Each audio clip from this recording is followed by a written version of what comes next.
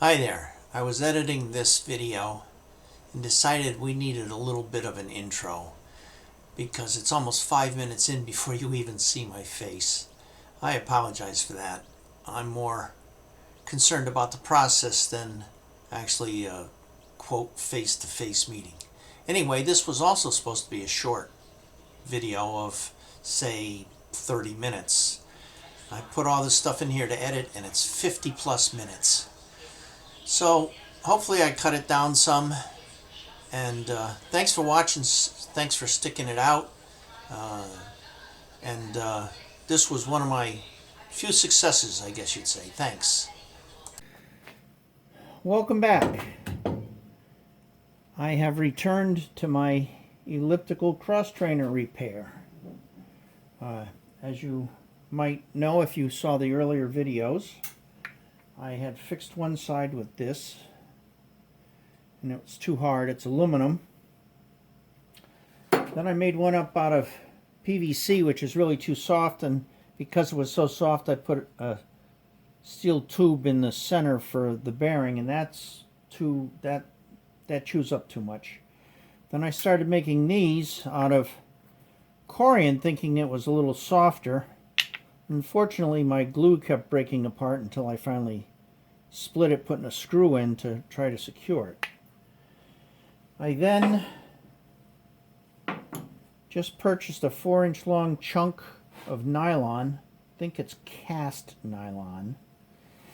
And I'm going to try one more time. Some people would say I'm determined. Pig-headed, hard-headed, whatever, stubborn. Certainly if I counted my time even at $5 an hour, I probably would have been better off buying a new elliptical or surplus one. I'm sure there's a ton of them out on the forums, Craigslist, YouTube, eBay, Marketplace.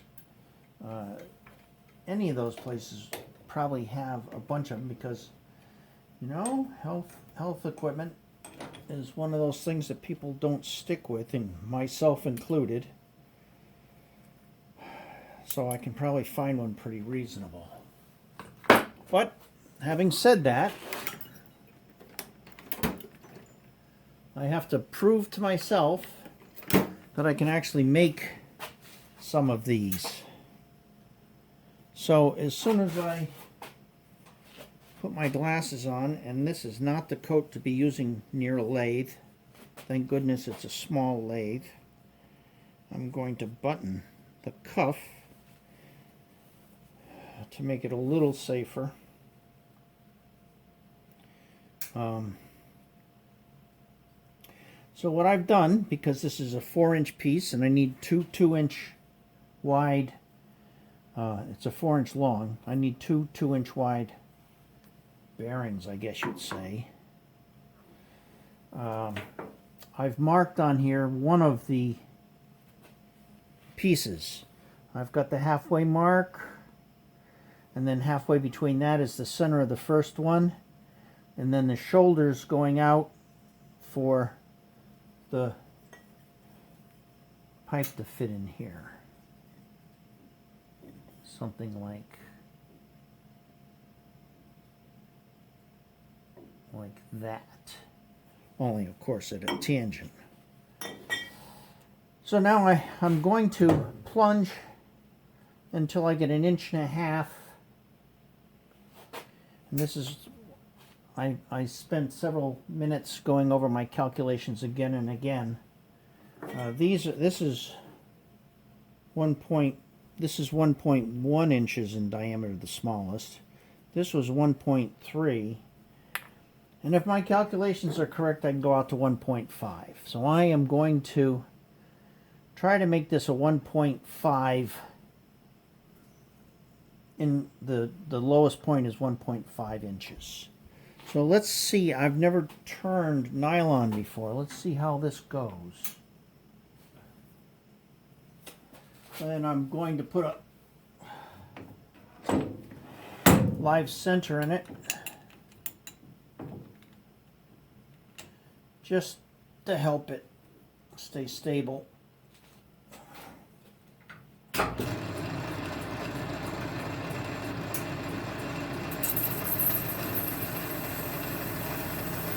Wow, that cuts quite nicely.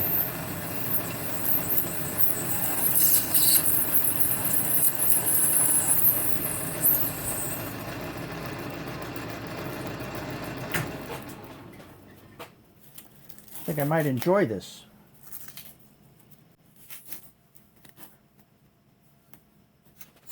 And I'm going to try something here. I need to get to, it's 1.5 inches in diameter, so I need to get to 3/4 of an inch. I'm going to see what 3/4 of an inch looks like for depth.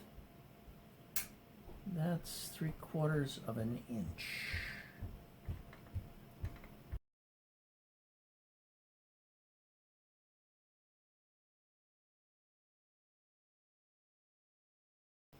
Quarter, half, 3/4 is to there. That. So that would give me 1.5 inches in diameter. Okay, well, instead of trying to rely on my indicators, when that guy gets down into the hole that far, I better double check my measurements. That's what I know.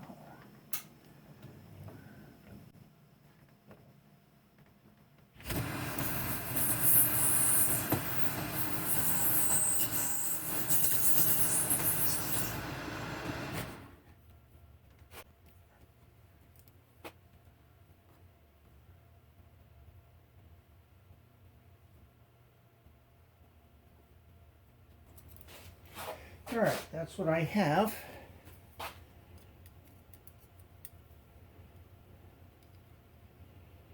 That's just a little under 2 inches.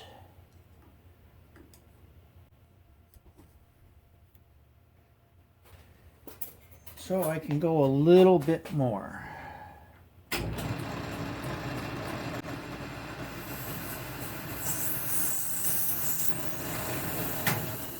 Let's stop there.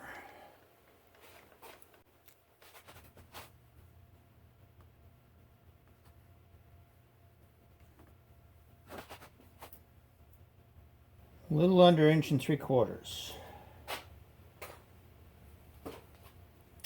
So if I get down to 1.5 inches, my shaft is 3/4. That leaves me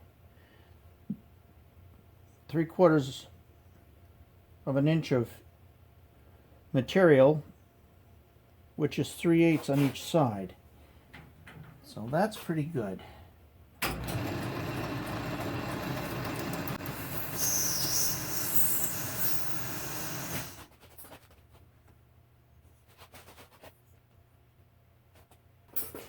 Inch and 5/8.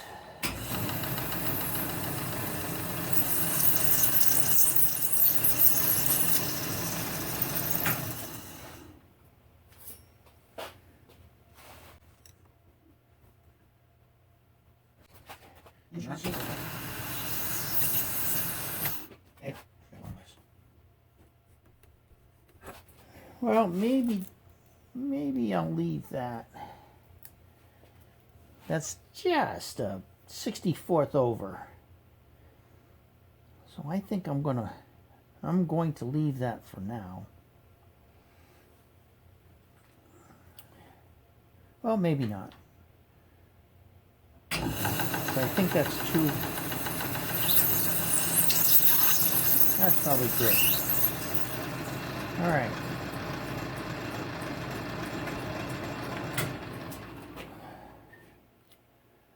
So let me go mark now. And you can tell the plastic, the nylon's getting soft, warming up.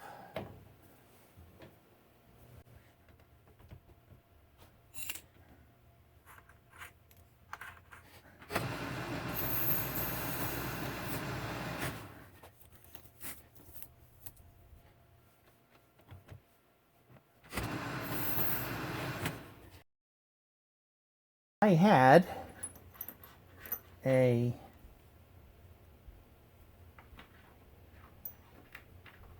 tool that had a 45-degree rake on it, I could cut out most of this. And maybe what I have to do is grind one. I'm not thrilled about that.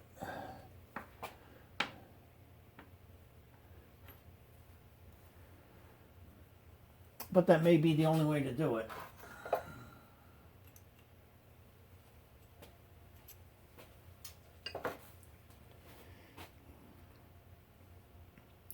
These are just regular steel.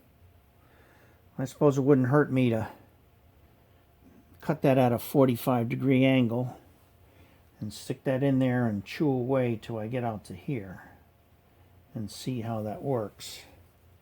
I'm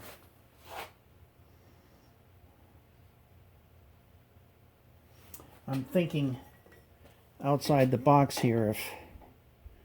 If I'm at the bottom of the sheave or pulley, to get to this point, it's the same amount over as it is up. So if I cut it a 45, then all I have to do is get that rounded part. So I think that's what I'm going to do. I'm going to grind this to 45 degrees.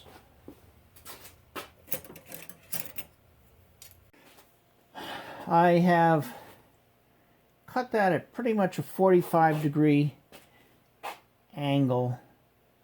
It's still flat on the top. I haven't done any, oh, I forget what it's called now. But I believe I am good to go here. All I can do is ruin it.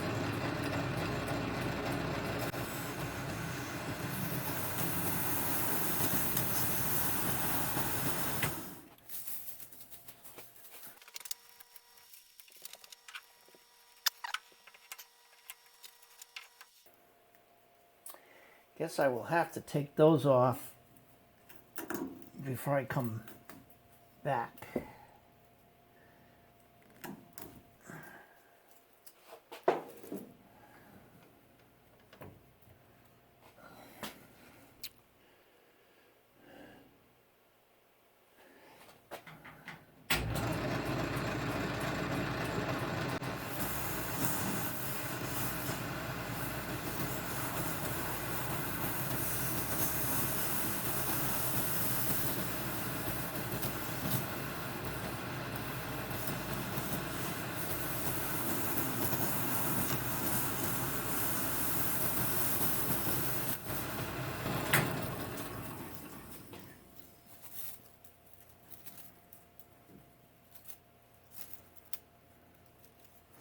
Okay, it's going to be more of the same to get down below, so I'm going to just stop you now.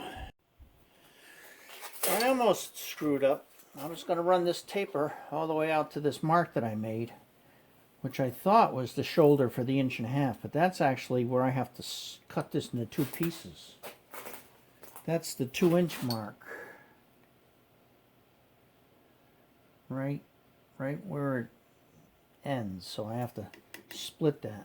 So this shoulder is actually 1/4 inch, which is what I need, because 1/4 on each side plus the 1.5 inch gives me the 2 inches. So now I am going to try once again this forming tool, but I think I'm going to try to really sharpen this.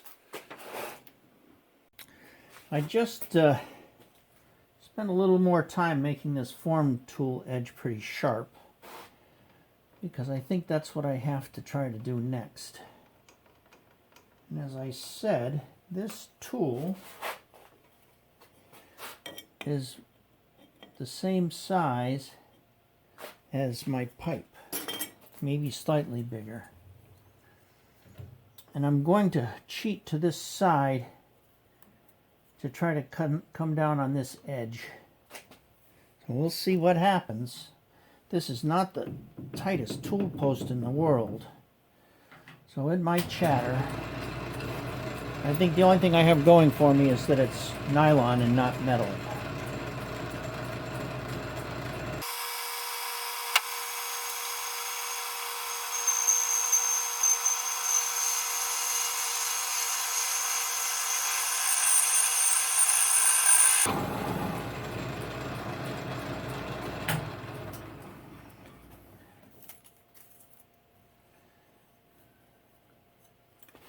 Well, it's melting it, so I have to wait.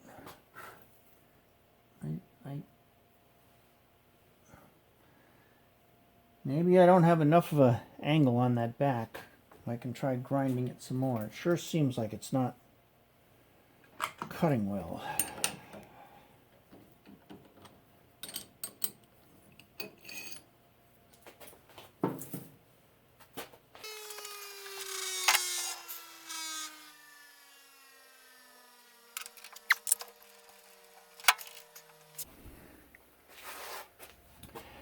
I just recontoured this and reset the height. Let's see if it cuts any better now that the nylon's had a chance to cool a little.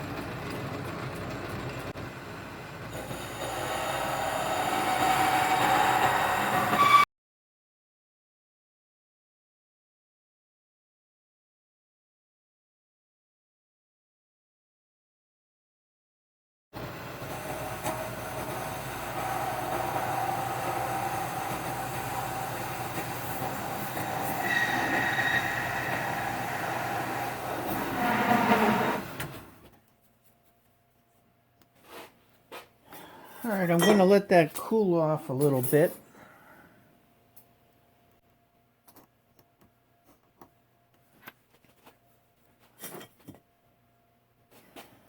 I'm getting my contour. It's getting there.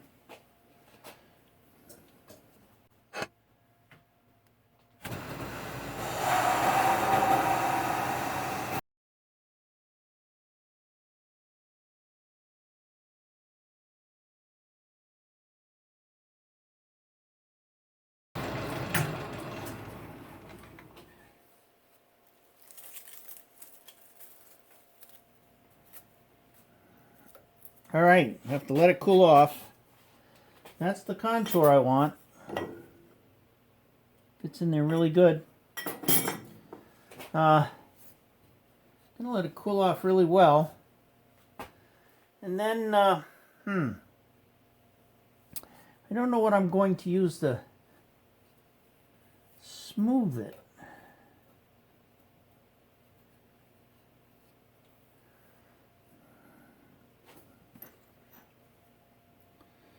Maybe something like that. I can just manually go around and clean it up.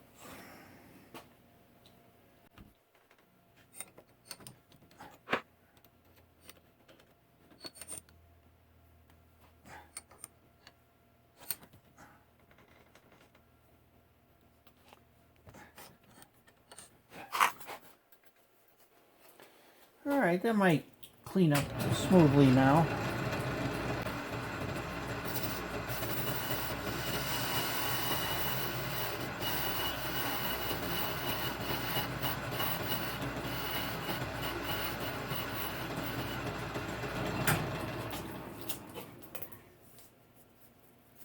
Oh yeah, that's much better.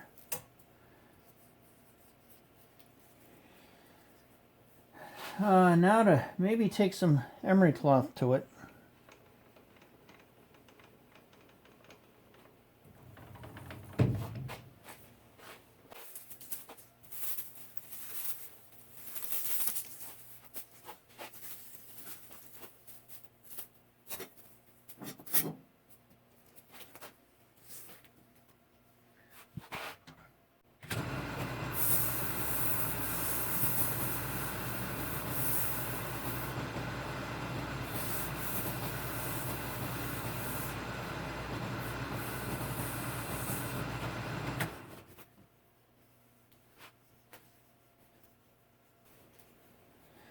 I guess that's all right.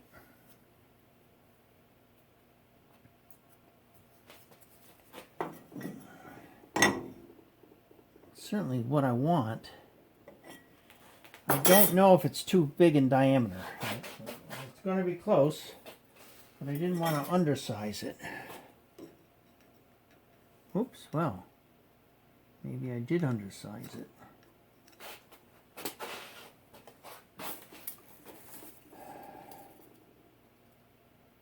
Just under 1.5 inches. That's probably okay.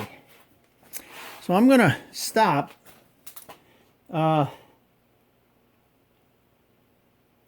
Mainly because I'm either going to turn this around and duplicate what I just did, so you won't need to watch that, or I'm going to drill a hole through the middle, which you don't need to see that. Maybe when I get to running a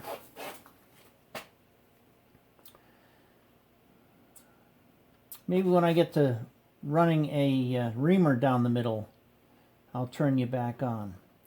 I think I'm going to cut the other outside at this point. I'd really like to cut this off and put a hole in it and try it. Hopefully it's the right size, but I just don't want to do that yet. I want to get the other side done, I think.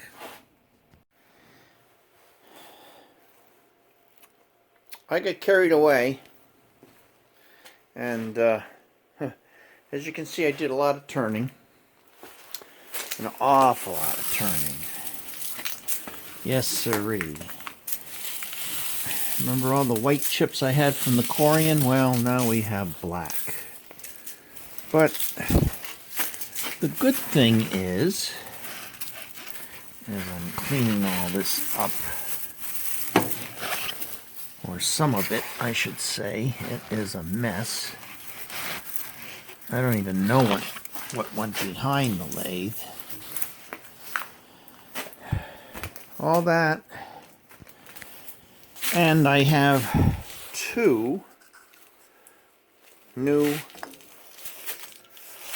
pulleys, shivs, whatever, that are better. This one's too small. The one I made initially, too small. I put these upstairs. They look really good. So again, what I ended up doing is I had turned these with this tool, cleaned it up, sharpened it, modified it quite a few times, and it was a bit of a struggle. The first one came out a little funky, but then when I changed the cut of the tool, this one came out pretty good. Then I simply used the parting tool to cut through most of the way, halfway, and then I used a hacksaw because I was afraid. I used a hacksaw. I was afraid that I would bind it up in my headstock and undo all the work I did. I drilled it with a 23/64 drill, trying to stay a little below 1/2 inch, 3/4 inch, I'm sorry. And I used a reamer to try to get out to exactly 3/4 inch. And the nylon doesn't like to use reamers very well. It actually distorts around the reamer so that the reamer doesn't cut very well. So I actually bit the bullet, ran a 3/4 inch drill bit through them again. And it even distorts around that a little. They are a little tight. They should be right now about 4/1000 loose, and they're not. They're really snug. So I'm going to probably try to run a drill through them again. I haven't decided. I really don't think trying to bore them out will do it. I might try the reamer again, but that just didn't seem to work very well.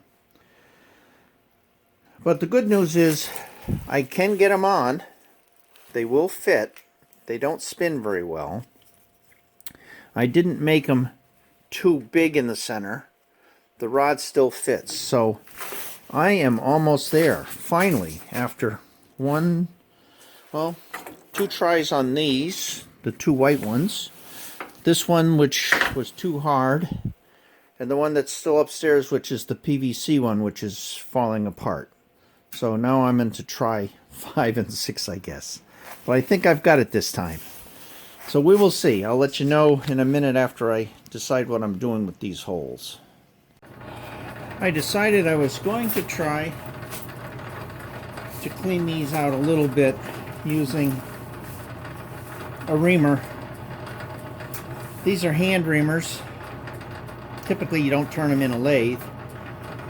Typically you make this the fixed piece and you turn your reamer. But for what I'm doing, I think this is probably the better way to do it.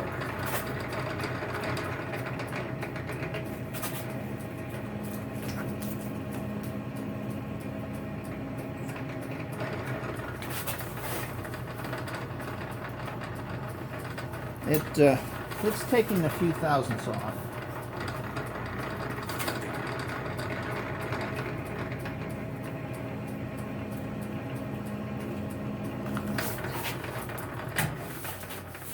And you just have to be careful that you don't get caught in it.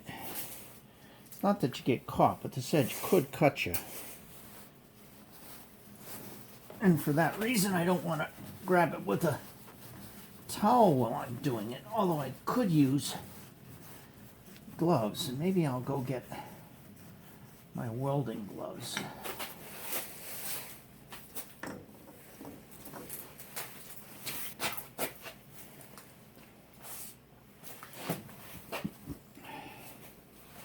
So this will probably prevent me from getting cut. I don't know what it's going to do for me trying to hold on to it.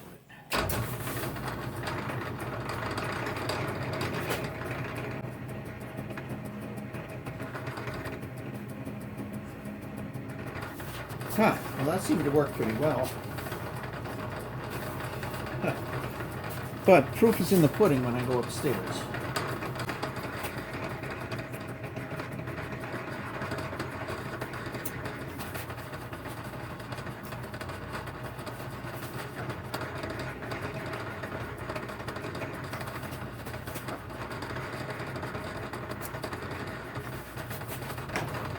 Now this is not turning concentric, and I believe it's because somebody had put this in a different chuck and ground scored the shaft. It's no longer symmetric.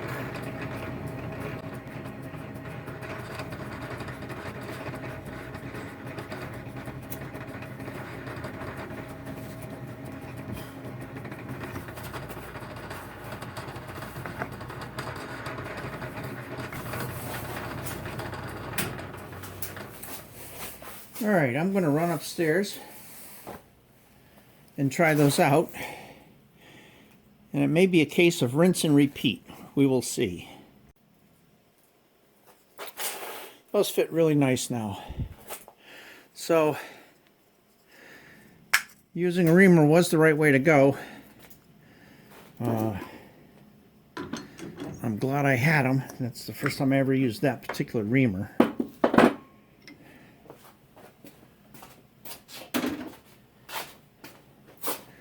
No lie, it got a little warm, but that's fine. So these are all okay. Now what I have to do is find some 3/4 inch washers. There was a ridge on the back side of the original that held it away from something. But I think it's easier for me to just put a couple metal washers on there. So that's what I'm going to do next. Go find some 3/4 inch bolts and get some washers for them.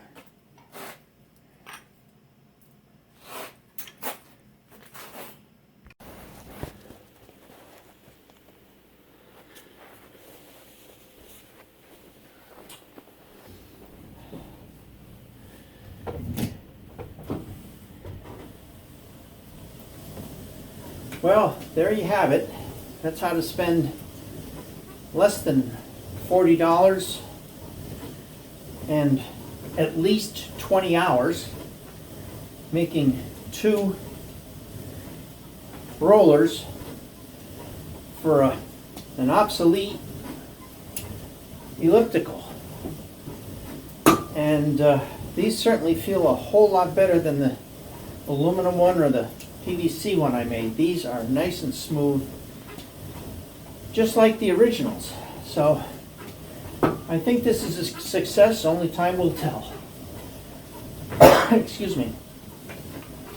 Well, hope you like this one. This one's shorter. As I hear them on so many other channels. Like, comment, subscribe, whatever. If you can follow my poor sense of engineering humor. I am not one that can make jokes or tell a good story, I guess. But this is really, this really worked out well. I only hope I have as much success rebuilding that Lister engine. So until the next video, thanks for watching, and have a good day, or have a good weekend. For me, it's the weekend.